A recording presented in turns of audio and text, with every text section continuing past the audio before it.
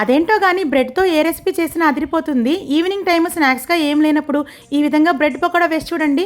పిల్లలకైతే భలే నచ్చేస్తుంది. సాస్లో డిప్ చేసుకొని తింటే ఎన్నైనా తినేస్తారండోయ్. మిక్సింగ్ బౌల్లోకి 1.5 కప్పు వరకు బేసన్ అదేనండి శనగపిండి తీసుకోవాలి.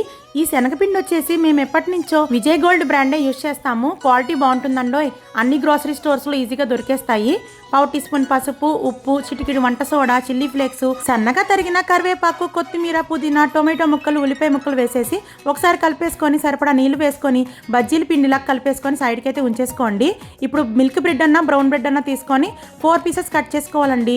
సైడ్స్ కట్ చేయాల్సిన అవసరం లేదు. కడాయిలోకి డీప్ ఫ్రైకి సరిపడా ఆయిల్ వేసేసి ఆయిల్ హై ఫ్లేమ్ మీద బాగా కాగిన తర్వాత మీడియం ఫ్లేమ్లోకి ఉంచేసి మనం బ్రెడ్ పకోడీ వేసేసుకొని గోల్డెన్ బ్రౌన్ కలర్ వచ్చే వరకు బోత్ సైడ్స్ ఫ్లిప్ చేసుకుంటూ వేయించుకుంటే సరిపోతుంది.